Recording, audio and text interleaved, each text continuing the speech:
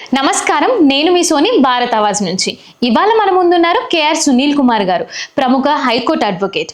ఇవాళ మనం మాట్లాడుకోబోయే అంశం చాలా చర్చనీయాంశమైనది, వివాదాస్పదమైన అంశం గురించి మాట్లాడుకుందాం.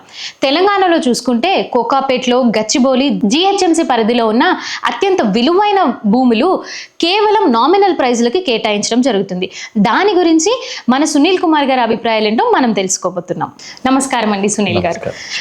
సార్, ఎందుకు ఈ ప్రభుత్వం ఇంత హై భూములని నామినల్ ప్రైజెస్ కి కేటాయిస్తుంది అనుకుంటున్నారు సార్? జనరల్గా పారిశ్రామికంగా డెవలప్ కావడానికి అంటే ఇప్పుడు ఇండస్ట్రియల్ ఏరియాని డెవలప్ చేయడానికి వాళ్ళు చాలా కంపెనీలను ఆహ్వానించడానికి అది పద్ధతి అన్నట్టు. ఏంటంటే గవర్నమెంట్ ల్యాండ్స్ని కేటాయించడం ద్వారా ఒక స్పెషల్ ఎకనామిక్ జోన్స్ని అలాట్ చేయడం వల్ల ఏంటి, ఇండస్ట్రియల్ కారిడార్ డెవలప్ కావాలి. ఇండస్ట్రియల్ కారిడార్లో ఎలా ఉంటుంది, ఒక బయట దేశం కంపెనీలు వచ్చి ఇక్కడ ఇన్స్టిట్యూట్లు పెట్టడానికి, వాళ్ళ కంపెనీని ఎస్టాబ్లిష్ చేయడానికి వచ్చేటప్పుడు ఈ ప్రభుత్వం సింగిల్ విండో ద్వారా ఇవ్వగలిగితే, అన్ని పర్మిషన్స్ సింగిల్ విండో ద్వారా ఇవ్వగలిగితే వాళ్ళకి ఈజీ ఉంటుంది కాబట్టి వాళ్ళు ఎస్టాబ్లిష్ చేస్తారు. అట్లాంటి పెట్టుబడులను ఆకర్షించడానికి ఈ గవర్నమెంట్ ల్యాండ్ని అలాట్ చేయడానికి ప్రభుత్వానికి రైట్ ఉంటుంది. అయితే ఇక్కడ రెండు అంశాలు ఏంటంటే, పారిశ్రామిక డెవలప్మెంట్ ఉంటుంది, లేదా సోషల్ అంటే సంక్షేమం, అంటే పేద ప్రజల సంక్షేమం, డబుల్ బెడ్రూమ్స్, అట్లా ఈ ల్యాండ్ని అలాట్ చేయడం అనేది ఈ రెండు సందర్భాలలో జరుగుతుంది. ఇంకో మూడో సందర్భం ఏంటంటే, ఒక పార్టీ ఉంటుంది, పార్టీ ఆఫీస్ పెట్టుకోవడానికి, ఇట్లాంటి ఏదైనా ముఖ్యమైన వాటికి ఇవ్వడానికి అవకాశం ఉంటుంది. అయితే ఇక్కడ ఏమవుతుంది అంటే, పొలిటికల్గా ఉన్న పార్టీ, వాళ్ళు ఉన్న ప్రభుత్వము ఇండస్ట్రియల్ డెవలప్మెంట్ కోసము వాళ్ళకు అలాట్ చేసింది అంటే ఓకే. కానీ కొన్ని సందర్భాలు ఏమవుతుందంటే, అందులో కొంత ఏమని బ్రైబ్ అనేది జరగవచ్చు. తక్కువ ధర ఉన్న భూమిని, అంటే ఎక్కువ ధర ఉన్న భూమిని తక్కువ ధరకి అలాట్ చేయడం అనేది జరుగుతుంటుంది. అదొక చిన్న, అంటే అక్కడ ఏం చెప్పొచ్చు అంటే, ఒక రాంగ్ వేలో పోయే అవకాశాలు ఉంటాయి. తర్వాత ఇప్పుడు డబుల్ బెడ్రూమ్ పేదలకి అలాట్ చేయాలి, అది సంక్షేమం అనుకోవచ్చు, దాంట్లో ఏమంత పెద్ద స్కామ్ అయ్యే అవకాశాలు ఉండవు. కానీ ఇండస్ట్రియల్కి ఇచ్చేటప్పుడు మాత్రం స్కామ్ జరిగే అవకాశం ఉంటుంది. సో నేను అనేది ఏంటి అంటే, ఇక్కడ మీ గవర్నమెంట్ ఎప్పుడైతే అలాట్ చేస్తుందో దాన్ని వ్యతిరేకించే వాళ్ళు కూడా ఉంటారు. దాని సందర్భంలో కొన్నిసార్లు పబ్లిక్ ఇంట్రెస్ట్ లిటిగేషన్ అనేది కోర్టులో కూడా వేసే అవకాశాలు కూడా ఉంటాయి. సార్, అంటే ఈ కేటాయింపుల ద్వారా ప్రభుత్వానికి, ప్రజలకి నష్టం జరుగుతుంది అనుకుంటున్నారా, లేదా లాభం జరుగుతుంది అనుకుంటున్నారా? అంటే సందర్భాన్ని బట్టి, అంటే ఒక్కొక్క కేసుని బట్టి ఉంటుందండి. ఇప్పుడు ఒక్కొక్క ఇండస్ట్రీలకి కొన్ని సాఫ్ట్వేర్ కంపెనీస్ ఉన్నాయి, స్పెషల్ ఎకనామిక్ జోన్స్ని క్రియేట్ చేసి ప్రభుత్వం వాళ్ళకి అలాట్ చేయడం అనేది కొంతవరకు బాగుంటుంది. కానీ కొన్ని కంపెనీలు ఏం చేస్తాయి, పొలిటికల్ ఇన్ఫ్లుయెన్స్ వాడి అక్కడ ల్యాండ్ను హై రేటుకు తగ్గించుకోవడం, తర్వాత కొన్ని వాళ్ళకు వాటిని అమ్ముకోవడం. అంటే ఎందుకంటే మార్కెట్ ప్రైస్ ఏమో చాలా హై ఉంటుంది, గవర్నమెంట్ నుంచి లబ్ధి పొందేటప్పుడు ఏముంటుంది, చాలా తక్కువ ధరలు ఉంటాయి. తక్కువ ధరకు వస్తుంది, మళ్ళీ తీసుకెళ్ళి వీళ్ళు నాకు ఇండస్ట్రీ పని చేయట్లేదు, ఇండస్ట్రీ ఫెయిల్ అయింది, ఇండస్ట్రీ కొలాప్స్ అయిందని మళ్ళీ ఎక్కువ ధరలకు అమ్ముకునే అవకాశాలు ఉంటాయి, ఇది మార్కెట్ ధరకి. సో స్కామ్ అనేది అవకాశం ఉంటుంది అట్లాంటి వాటిలలో. రెండోది ఏంటంటే, స్పెషల్ ఎకనామిక్ జోన్స్లో మాత్రము మీకు జిఎస్టీ కానీ ఇంకా ట్యాక్స్లు అన్ని సబ్సిడీలు ఉంటాయి. సో అట్లాంటి విషయాలకు మేము ప్రభుత్వ రంగం ప్రకారంగా ఇండస్ట్రీలను మేము అంటే ప్రోత్సాహం చేస్తున్నామని చెప్తూ ఉంటారు. కానీ ఇక్కడ ఏంటంటే పబ్లిక్ మనీ కదా, ఆ ల్యాండ్ అనేది ప్రైవేట్ది కాదు కదా, గవర్నమెంట్ది.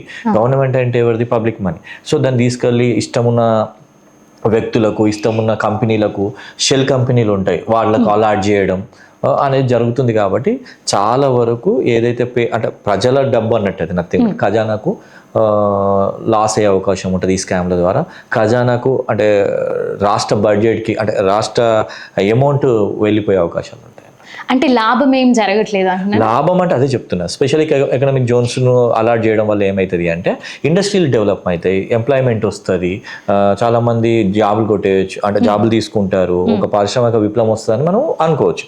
కానీ కొంతమంది ఏం చేస్తారు, షెల్ కంపెనీలు పెట్టి అదే ల్యాండ్ని తీసేసుకొని తర్వాత అమ్ముకోవడం, హైయెస్ట్, అట్లా స్కామ్లు జరిగే అవకాశాలు ఉన్నాయి. కాబట్టి ప్రజల యొక్క డబ్బు పోయినట్టే ఇండైరెక్ట్గా. అంటే ఎంతవరకు, ఎవరికి ఎక్కువ లాభం జరుగుతుంది అనుకుంటున్నారు, ప్రజలకా లేకపోతే ప్రభుత్వానికా? అంటే ప్రభుత్వానికి స్పెషల్గా ఏం లాభం ఉంటుందంటే, దాన్ని నడిపే గవర్నమెంట్ వాళ్ళు, అంటే ఇప్పుడు రెండు అంశాలు, ఒక మంచి మోటివ్తోనే గవర్నమెంట్ ఏం చేస్తుంది, మన ల్యాండ్ అలాట్మెంట్ అనేది చేస్తుంది.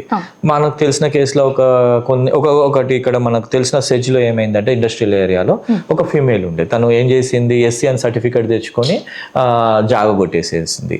ఆ ఇష్యూ కంప్లైంట్ ఉంది, దాని మీద కేసు నడుస్తుంది. అంటే విషయం ఏంటంటే, ఆ పొలిటికల్ ఇన్ఫ్లుయెన్స్ వాడి దొంగ సర్టిఫికెట్లు తెచ్చుకొని ఎస్సీ కేటగిరీ కింద వాళ్ళు జాబ్ కోడ్ అంటే ప్లాట్ని తీసేసుకొని హై రేట్కి అమ్ముకునే అవకాశాలు ఉంటాయి కదా. ఇట్లా చాలా జరిగే అవకాశాలు ఉంటాయి. లాభం ఎవరికి జరుగుతుంది అంటే అందులో వ్యక్తులు ఎవరైతే ఆ స్కామ్కి పాల్పడ్డారో వాళ్ళకి లాభం జరుగుతుంది. అదే అంటే ఇట్లాంటి కేసులలో కోర్టుకు వచ్చినప్పుడు కోర్టు ఎలా జోక్యం చేసుకుంటుందండి? అంటే యాజ్ అన్ అడ్వకేట్గా అసలు ఏం జరుగుతుంది కోర్టులో ఇట్లాంటి కేసెస్? జనరల్గా కోర్టు ఎట్లా ఉంటుంది అంటే జ్యుడిషియల్ సిస్టమ్ ఎట్లా ఉంటుంది అంటే ఎగ్జిక్యూటెన్స్ చేసినాయి. మనకు మన భారత కాన్స్టిట్యూషన్ లో 3 వ్యవస్థలు ఉంటాయండి. జ్యుడిషియరీ ఉంటుంది, ఎగ్జిక్యూటెంట్ ఉంటారు, లెజిస్లేటివ్ ఉంటారు. లెజిస్లేటివ్స్ వాళ్ళు పక్కకు పెడితే ఎగ్జిక్యూటెంట్స్ ఏవైతే మీద చర్యలు తీసుకుంటారో వాటిని వాచ్ డాగ్ లాగా మనకు జ్యుడిషియల్ సిస్టమ్ అన్నట్టు. ఏంటంటే వాళ్ళు కరెక్ట్ చేశారా లేదా. ఇప్పుడు ఐఏఎస్ ఆఫీసర్లు ఉన్నారు, కొంత ల్యాండ్ అలాట్మెంట్ చేసినారు, ఆ ల్యాండ్ అలాట్మెంట్ క్లారిటీగా లేదా అనేది జ్యుడిషియల్ సిస్టమ్ ఎప్పుడు ఇన్వాల్వ్ అవుతుంది అంటే ఒక వ్యక్తి కానీ సంబంధించిన వ్యక్తులు కానీ దాని మీద పర్టికులర్గా కంప్లైంట్ ఇవ్వాలి. కంప్లైంట్ అంటే ఏంటంటే జనరల్గా ఇప్పుడు మనం చూడండి హైకోర్టులో చాలా మంది పిల్ వేస్తుంటారు, పబ్లిక్ ఇంట్రెస్ట్ లిటిగేషన్ అని. ఆ లిటిగేషన్ కేసులు వేసినప్పుడు దానిలో ఎంతవరకు కరెక్ట్ ఉంది, ఆ పిల్ కరెక్ట్ ఉండేది ఉంటే కంపల్సరీ ట్రయల్ చేస్తుంది. చాలా వరకు అలాట్ అయిన ల్యాండ్లను కూడా వెనుకకు తీసుకున్నారు, అట్లాంటి అలాట్మెంట్ను కూడా రద్దు చేసిన సందర్భాలు ఉన్నాయి. హైకోర్టు కానీ సుప్రీంకోర్టు కానీ ఇటువంటి వాటిలలో ఖచ్చితమైన సీరియస్ యాక్షన్ తీసుకునే అవకాశం ఉంటుంది. ఇప్పుడు మాకు తెలిసిన ఫ్యూ కేసెస్ ఏంటి అంటే కోకాపేటలో అత్యంత విలువైన భూములని తక్కువగా కేటాయించి అమ్మడం జరిగింది. దానికి కూడా తెలంగాణ హైకోర్టు రద్దు చేయడం జరిగింది. అట్లానే చూసుకుంటే మన రాయదుర్గలో 3.7 acres ల్యాండ్ ని ఐఐఎంసి ఆర్బిటేషన్ సెంటర్ కి ఇవ్వడం జరిగింది. అసలు ఉచితంగా ఇవ్వడం జరిగింది, దాన్ని కూడా రద్దు చేశారు. ఎందుకంటే ట్రాన్స్పరెన్సీ లేదు అని ఒకటి చెప్పడం జరిగింది. ఇంకొకటి ఏంటి అంటే పబ్లిక్ ఆప్షన్ జరగలేదు అని చెప్పి ఇన్ఫర్మేషన్ అనేది పాస్ చేయడం జరిగింది. అట్లానే తీసుకుంటే జిహెచ్ఎంసీ పరిధిలో ఉన్న హై వాల్యూ ల్యాండ్స్ ని మన రిపోర్టర్స్ కి, జర్నలిస్టులకి, లేకపోతే ఎమ్మెల్యేస్ కి, ఎంపీస్ కి, కొన్ని సంఘాలకి తక్కువ ధరలో కేటాయిస్తాము అని చెప్పి చెప్పడం జరిగింది. అది కూడా రద్దు చేసింది మన తెలంగాణ హైకోర్టు. ఎందుకు రద్దు చేయడం జరిగింది అని అంటే రాజకీయ పరంగా లేకపోతే రాజ్యాంగం పరంగా అది సూటబుల్ కాదు అని అన్నారు. ప్లస్ అందరికీ ఈక్వల్ రైట్స్ రావట్లేదు అని చెప్పి రద్దు చేయడం జరిగింది అని అన్నారు. రీసెంట్ గా మనకి చాలా ఇంట్రెస్టింగ్ థింగ్ ఏంటి అని అంటే గచ్చిబౌలిలో 50,000 కోట్ల ల్యాండ్ ని తక్కువ రేట్ కి కేటాయించి 50,000 కోట్ల ల్యాండ్ ని 50,000కే ఇవ్వడం జరిగింది. ఇన్ని ఇయర్స్ తర్వాత హైకోర్టు డెసిషన్ ఇచ్చింది ఏంటి అంటే దాన్ని రద్దు చేసి ఆ ల్యాండ్ ని ప్రభుత్వానికి ఇచ్చేసింది అని చెప్పేసి వినడం జరిగింది. అది మా దాకా వచ్చిన విషయాలు. అసలు ఈ రద్దులు చేయడం ద్వారా ఈ హైకోర్టు డెసిషన్స్ ఏంటి, వాళ్ళ ఒపీనియన్స్ ఏంటి, ఎందుకు రద్దు చేస్తారు, దేని డిపెండ్స్ చేసుకొని రద్దు అనేది జరుగుతుంది అనేది కొంచెం ఇన్ డీటెయిల్ గా మా పీపుల్ కి చెప్పగలుగుతారా అండి? జనరల్ గా గవర్నమెంట్ ఏదైనా అలాట్ చేసినప్పుడు హైకోర్టులో ఒక విచారణ జరిగేటప్పుడు 2 అంశాలు క్లారిటీగా చూస్తుందండి. ట్రాన్స్పరెన్సీ ఉందా, పారదర్శకంగా ఉందా, అడ్డగోలుగా కట్టబెట్టారా, ప్రభుత్వం అడ్డగోలుగా కంపెనీలో కట్టబెట్టారా అనేది చూస్తుంది. రెండో పాయింట్ ఏంటంటే యాక్షనబుల్ అయిందా లేదా. అంటే కొన్ని సందర్భాల్లో యాక్షన్ చేసే అవకాశాలు ఉంటాయి. అంటే వేలం వేయడం అన్నట్టు ప్రాపర్టీని, అంటే భూములు అమ్మేటప్పుడు ప్రాపర్టీని ఇప్పుడు చూడండి హెచ్ఎండిఏ వాళ్ళు కొన్ని ల్యాండ్స్ అమ్మేటప్పుడు వేలం ద్వారానే ఇస్తారు కానీ ఇండివిజువల్గా నాకు వీళ్ళు తెలుసు అని అట్లా ఇవ్వరు. So that is the one process. రెండోది ఏంటంటే ట్రాన్స్పరెన్సీ ఉందా లేదా, నోటిఫికేషన్ ఇచ్చారా, డ్యూ కోర్స్ అంటే ప్రాసెస్ ఏదైతే పెండింగ్ ఉందో అది క్లారిటీగా చేశారా లేదా అనేది చూస్తారు అన్నట్టు.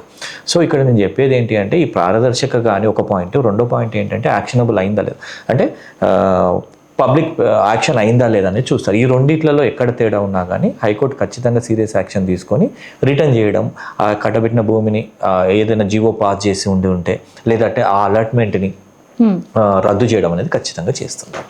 అంటే మీ లైఫ్లో ఇన్ని ఇయర్స్ పాస్ చేశారు కదా యాజ్ అన్ హైకోర్టు అడ్వకేట్గా, ఏమైనా కేసెస్ చూసారండి ఈ దీన్ని బేస్ చేసుకుని ఏదైనా ఒక చిన్న ఎగ్జాంపుల్ ఏదైనా చెప్పగలుగుతారా మాకు? నెంబర్ ఆఫ్ ఉన్నాయి కదండి, అట్లా ఒక పర్టికులర్గా చెప్పడానికి లేదు. ఈ మధ్య జరిగిన వాటిల్లో ఏదైనా పారదర్శకంగా లేకుండా కానీ దానికి సంబంధించిన అలాట్మెంట్ ఇల్లీగల్గా ఉండి ఆ రూల్స్ ఎక్కడైతే అలాట్మెంట్కి సంబంధించిన రూల్స్ ఎక్కడైతే ఫాలో కాని కంపెనీలను మాత్రం భూములు అలాట్ అయితే కంపల్సరీ వెనుక తీసుకునే సందర్భాలు చాలా ఉన్నాయి. అంటే హైకోర్టు ఇన్వాల్వ్ అవుతున్న దాంట్లో ప్రజలు చాలా ఆసక్తిగా చాలా ఆశగా ఉన్నారు. అంటే కరెక్ట్గా చేస్తుంది హైకోర్టు అని చెప్పేసి ఇన్వాల్వ్ అయి ఉండడం జరిగింది. ఇంకొకటి ఏంటి అంటే యాజ్ అన్ అడ్వకేట్గా పారదర్శకత ఎవరైతే చేస్తున్నారో ప్రభుత్వం పారదర్శకత చేస్తుంది అని అన్నారు కదా, వాళ్ళ సైడ్ అన్నిట్లలో కోర్టు ఇన్వాల్వ్ అవుతుంది అనేది నార్మల్ జనరల్ థాట్. కానీ యాజ్ అన్ ఎగ్జిక్యూటివ్ సిస్టమ్ కరెక్ట్గా వర్క్ చేస్తుందా వర్క్ చేయట్లేదా అని చూడడము ఒక జ్యుడిషియరీ సిస్టమ్ వర్క్ ఇండివిజువల్ రెస్పాన్సిబిలిటీయా? అవును. ఒక్కసారి ఇది కొంచెం క్లారిఫై చేస్తారు. జనరల్ గా మీరు అడిగింది ఏంటంటే హైకోర్టుకి ఎటువంటి బాధ్యత ఉంటుంది అని అడుగుతున్నారు ఎగ్జిక్యూటివ్ చేసే వర్క్ల మీద. హైకోర్టు ఇన్వాల్వ్ అవుతుంది, people was happy high court involve అవుతున్నందుకు. As in judiciary system executive works ని కరెక్ట్ గా వెళ్తుందా లేదా అని చూడడము ఎక్కువగా ఇన్వాల్వ్ అవుతుంది అని మేము అనుకుంటున్నాం, యాజ్ ఇన్ పీపుల్ గా అనుకుంటున్నారు. అది ఎక్కువగా ఇన్వాల్వ్ అవుతుందా, లేకపోతే ఎగ్జిక్యూటివ్ సిస్టమ్ చేసేది జుడిషియరీ వాళ్ళు చెక్ చేయాలా? అంటే జనరల్గా ఎట్లుంటుందంటే ఎగ్జిక్యూటివ్స్ ఏదైనా జీవో పాస్ చేయడం కానీ అలాట్మెంట్స్ చేయడం కానీ వాళ్ళ ఎగ్జిక్యూటివ్ యొక్క వర్క్ని ఎవరైనా క్వశ్చన్ చేసినప్పుడు హైకోర్టు ఎప్పుడు సుమోటోగా తీసుకోదండి. చాలా విషయాలకు ఎట్లా ఉంటుంది అంటే ఒక HCU భూములు ఉన్నాయి కదా, అప్పుడు కొన్ని సందర్భాలలో ఆ న్యూస్ని బట్టి సుమోటోగా తీసుకుంది. కానీ చాలా సందర్భాలలో ఒక పిల్ వేయడం అనేది జరుగుతుంటుంది. అంటే జనరల్గా జరిగే విషయాలు చెప్తున్నా. ఒక అలాట్మెంట్ జరిగింది, ఒక కంపెనీకి అడ్డగోలుగా ప్రభుత్వం కట్టబెట్టింది అనుకుందాం, ఒక ఎగ్జాంపుల్. అంటే ప్రభుత్వం చేసిందని కాదు, ప్రభుత్వం అలా ఒకవేళ కట్టబెట్టినప్పుడు అక్కడ సంబంధించిన బాధితులు కానీ అలా ల్యాండ్ అలాట్మెంట్ చేసినప్పుడు అక్కడ ఎవరికైతే ఇబ్బంది అనిపించిందో బాధితులు కావచ్చు, దానికి సంబంధించిన సోషల్ యాక్టివిటీస్ కావచ్చు, ఒక పిల్ పబ్లిక్ ఇంట్రెస్ట్ లిటిగేషన్ వేస్తే కంపల్సరీ న్యాయ వ్యవస్థ జోక్యం చేసుకుంటుంది. అంతేగాని ప్రభుత్వం దానికే అంటే గవర్నమెంట్ చేసే పనులను హైకోర్టు కానీ సుప్రీంకోర్టు కానీ సొంతగా సుమోటోగా తీసుకునేందుకు ఎక్కువ అవకాశాలు లేవు. ఓకే, అంటే అత్యంత ఎక్కువగా జోక్యం ఏం చేసుకోవట్లేదు. ఎవరైనా అంటే మీరు కంప్లైంట్ ఇచ్చినప్పుడు పనిచేసే వ్యవస్థ హైకోర్టుది. కంప్లైంట్గా అంటే పిటిషన్ ఎవరైనా ఫైల్ చేస్తే మాత్రం ఖచ్చితంగా 100కు 101% ఎంటర్టైన్ చేస్తుంది, ఆ ప్రొసీజర్ని వెరిఫై చేస్తుంది, దాని మీద ఆర్డర్స్ ఇచ్చే పరిస్థితి అయితే ఉంది. Okay sir, okay sir. ఇప్పుడు నేను ఒక చిన్న ఎగ్జాంపుల్ చెప్తాను. ఇప్పుడు మా ముందే ఫర్ ఎగ్జాంపుల్గా తీసుకున్నాం, నా ముందే ఒక హై అండ్ వాల్యూ ఉన్న భూమి ఉంది, అది నాకు స్పష్టంగా కనిపిస్తుంది, దాన్ని తక్కువ రేట్కి కేటాయించారు అని చెప్పేసి. ఇట్లాంటి సందర్భాలు మీకు సార్ పర్సనల్గా ఈ క్వశ్చన్ మీకు, ఇట్లాంటి సందర్భాలు మిమ్మల్ని ఆ కేసు తీసుకోమంటే కేటాయించిన వాళ్ళ వైపు మీరు నిలబడి వాదిస్తారా, లేదా ప్రజలకి వాల్యూ ఉండాలి, ప్రజలకి రైట్స్ తెలియాలి, ప్రజల భూమిని వేరే వాళ్ళు ఆక్రమించుకోవద్దు, ప్రజల సొమ్ము ఏం కావద్దు అని చెప్పేసి ప్రజల వైపు మీరు ఎవరి వైపు నిలబడతారు? ఒక అడ్వకేట్గా ఎట్లా ఉంటుంది అంటే ఎవరైనా క్లయింట్ వచ్చి నా దగ్గరికి వచ్చి ఒక సోషల్ యాక్టివిస్ట్ కానీ ప్రజల గురించి పోరాడే వ్యక్తి ఎవరైనా వచ్చి సార్ దీని మీద కేసు వేయాలి, పబ్లిక్ ఇంట్రెస్ట్ లిటిగేషన్ వేయాలి, చాలా మంది మమ్మల్ని అప్రోచ్ అవుతుంటారండి. మేము కూడా దాన్ని వెరిఫై చేస్తాం, అడ్డగోలుగా అలర్ట్ అయిందా లేదా పారదర్శకంగా ఉందా, యాక్షన్ చేశారా, పబ్లిక్ యాక్షన్ ఏదైతే గవర్నమెంట్ ల్యాండ్ అలాట్ చేసేటప్పుడు తీసుకోవాల్సిన రూల్స్ అండ్ రెగ్యులేషన్స్ అన్ని ఫాలో అయ్యారా లేదా వెరిఫై చేసి ఖచ్చితంగా దానిలో ఆ పిల్లో బలం ఉంది, మనం కొట్లాడొచ్చు, దాని మీద ట్రయల్ చేయొచ్చు హైకోర్టులో అనుకుంటే ఖచ్చితంగా దాని మీద నేను కొట్లాడతాను. ప్రజల తరపున ఖచ్చితంగా మేము కొట్లాడతాము. కోర్టులో కంపల్సరీ పిటిషన్ వేసి దాన్ని అలాట్మెంట్ ఏదైనా తప్పులు జరిగినట్టు ఏది ఉంటే ప్రభుత్వం వ్యతిరేకంగా కొట్లాడడానికి వీఆర్ రెడీ. జుడిషియరీ సిస్టంలో అడ్వకేట్స్ అనేవాళ్ళు హై అండ్, అంటే ఇంత గొప్ప అడ్వకేట్స్ దేనికన్నా భయపడతారా అని అంటే ఇప్పుడు ప్రస్తుతం ఉన్న గవర్నమెంట్ అవనివ్వండి, లేకపోతే మనకి ప్రస్తుతం ఉన్న పార్టీలో ఉన్న వాళ్ళు అవనివ్వండి, లేకపోతే హై ప్రొఫైల్స్ అవనివ్వండి, ఇట్లాంటి వాళ్ళ కేసెస్ తీసుకోవడానికి నిజంగా ఓ అడ్వకేట్స్ అనేవాళ్ళు భయపడతారా అండి? అంటే జనరల్గా మీరు అడిగింది ఏంటంటే హైకోర్టు జ్యుడిషియరీ వ్యవస్థలో advocates one of the part అండి. కంపల్సరీ ఎగ్జిక్యూటివ్స్ చేసిన ఇష్యూని కొట్లాడడానికి అడ్వకేట్స్ ముందుకు వస్తారు. వేర్ దర్ ఇస్ కంప్లైంట్ ఇచ్చే కంప్లైంట్ ఉన్నప్పుడు అంటే సోషల్ యాక్టివిటీస్ కానీ ఏదైనా. కానీ జనరల్గా ఏంటంటే ఇప్పుడున్న వ్యవస్థలో మాత్రం అడ్వకేట్లు అనేది ఖచ్చితంగా కొట్లాడడానికే ఉన్నారు, ఎవరు భయపడే పరిస్థితుల్లో లేరు. అది ఒకప్పుడు ఉండే వ్యవస్థ. ఇప్పుడైతే ప్రతి గవర్నమెంట్కి అంటే ఇప్పుడున్న గవర్నమెంట్ గురించి నేను చెప్పట్లేదు, ఏదైనా ఒక గవర్నమెంట్ తప్పు చేస్తుంది అంటే కొట్లాడే అడ్వకేట్లు అయితే చాలా మంది ఉన్నారండి. భయపడే వ్యవస్థ అయితే లేదు. భయపడే వ్యవస్థ లేదని అంటున్నారు. ఓకే సార్, ఇప్పుడు ఇన్ని కేసెస్, ఇన్ని కేటాయింపులు ఇంత జరుగుతుంది కదా, హైకోర్టు డిసిషన్స్ దేనిపైన ఉంటున్నాయి అని అంటే దాన్ని రద్దు చేస్తున్నారు. ఏదైతే కేటాయింపు వచ్చిందో దాన్ని రద్దు చేస్తున్నారు. కానీ కేటాయింపులో ఎవరైతే ఇన్వాల్వ్ అయి ఉన్నారో వాళ్ళకి ఎట్లాంటి శిక్ష, వాళ్ళ దగ్గర నుంచి ఎట్లాంటి జవాబుదారీతనం మనకి ఏమి తెలియట్లే, ఏమి బయటికి కూడా రావట్లే. అట్లాంటి కేసెస్ ఫ్యూచర్లో, ఎందుకంటే మనకి ఇప్పుడు హై అండ్ ఏదైనా ఉంది అని అంటే రియల్ ఎస్టేట్, ఫుల్ మనీ ఎక్కడైనా డబ్బులు ఎక్కడ ఎక్కువ వస్తాయి అంటే భూముల పైనే వస్తాయి. ఇంకా ఫర్దర్గా ఇట్లాంటి కేసెస్ వస్తాయంటే 101% రావచ్చు. డబ్బులు అక్కడే ఎక్కువ వస్తున్నాయి కాబట్టి అక్కడే ఇన్వాల్వ్మెంట్ ఎక్కువ ఉండింది, అక్కడే జరుగుతూ ఉంటాయి సంఘటనలు. ఇంకా ఫ్యూచర్లో ఇట్లాంటివి రాకుండా ఉండడానికి ఆ కేటాయింపుదారులు ఎవరైతే మధ్యలో ఇన్వాల్వ్ అయి ఉన్నారో వాళ్ళని ప్రివెంట్ చేయడానికి ఏమైనా సజెషన్స్ కానీ పీపుల్కి ఏం చేస్తే అవి తగ్గుతాయని చెప్పేసి మీరు అనుకుంటున్నారు యాజ్ అన్ అడ్వకేట్? అంటే జనరల్గా మీరు అడిగింది ఏంటంటే ఎక్కువ వాటిలలో రద్దు అవ్వడం అని కాదండి. హైకోర్టు ఎప్పుడైనా కానీ అలాట్మెంట్ ఇల్లీగల్ అని, అలాట్మెంట్ అన్ఫెయిత్ఫుల్గా ఉంది, ట్రాన్స్పరెన్సీ లేదు, కరెక్ట్గా అలాట్ చేయలేదు, అన్యాయం అయిపోయింది అంటే హైకోర్టు ఖచ్చితంగా రద్దు చేస్తారు. ఇప్పుడు ఏదైనా రాంగ్ జరిగింది అని అంటే హైకోర్టు రద్దు చేస్తుంది. కానీ కేటాయింపుదారులు ఎవరైతే దాంట్లో ఇన్వాల్వ్ అయి ఉన్నారో ఉన్నారో ఆ పర్సన్స్ ఇంకా పెరగడానికి ఛాన్సెస్ ఉన్నాయి మనకి ఫ్యూచర్లో కూడా. ఆ పర్సన్స్ని ప్రివెంట్ చేయడానికి ఎవరు ముందుకొచ్చి మాట్లాడితే వాళ్ళకి ఏది ప్రివెంట్ చేయగలుగుతాం? జనరల్గా అంటే అదే నేను చెప్పేది కూడా దాని గురించి అండి. హైకోర్టు రద్దు చేసినప్పుడు చాలా సందర్భాలు ఉన్నాయి ఏది ఇల్లీగల్గా ఉంది అనుకున్నప్పుడు. దీనికి ఇక్కడ మనకు కావాల్సింది ఏంటంటే సోషల్ యాక్టివిటీస్ పెరగాలి. సోషల్గా ప్రజల యొక్క డబ్బులను ఏ విధంగా ఖజానాకు గండి కొడుతున్నారు రాష్ట్ర ప్రభుత్వానికి అని, అంటే ఇప్పుడున్న ప్రభుత్వం గురించి మాట్లాడడం కాదు, ఏదైనా ఒక గవర్నమెంట్ ప్రభుత్వం ఉండి ఎక్కువ ఈ స్కామ్స్ జరుగుతున్నాయి అంటే ఈ స్కామ్స్ తగ్గాలి అంటే సోషల్ యాక్టివిటీస్ పెరగాలి. చాలా మంది కొందరు ఉంటారు ఆర్టీఐ యాక్టివిటీస్ లాగా సోషల్ యాక్టివిటీస్ ఉంటారు. వీళ్ళందరూ ఏంటి అంటే వాచ్ చేస్తున్నప్పుడు వాళ్ళు పెరిగి ఎక్కడైతే అన్యాయం జరుగుతుందో వాళ్ళు పిల్ ద్వారా కానీ వాళ్ళంటి అడ్వకేట్ల ద్వారా కానీ గవర్నమెంట్ని మనం హైకోర్టు ద్వారా క్వశ్చన్ చేయొచ్చు వాళ్ళ అలాట్మెంట్. అంటే నేను అనేది ఏంటంటే సోషల్ యాక్టివిటీస్ పెరగాలి. ఓకే, అంటే జర్నలిస్టులు ఇందులో పార్ట్ తీసుకోవచ్చా? 100% అండి. ఇప్పుడు సోషల్ యాక్టివిటీస్ అంటే నథింగ్ బట్ జర్నలిస్ట్లే, మెయిన్గా జర్నలిస్ట్లే చాలా మందికి ఆ విషయాలు తెలుస్తున్నాయి, వాళ్ళు చాలా చక్కగా అడగగలుగుతున్నారు, దాని మీద కొంత సక్సెస్ అయిన జర్నలిస్టులు కూడా ఉన్నారు. ఓకే, థ్యాంక్ యూ అండి. ఇంత ఇన్ఫర్మేషన్ మా పీపుల్కి పాస్ చేసినందుకు అండ్ మీ వాల్యుబుల్ టైంని మా కోసం కేటాయించినందుకు కూడా చాలా థ్యాంక్ యూ.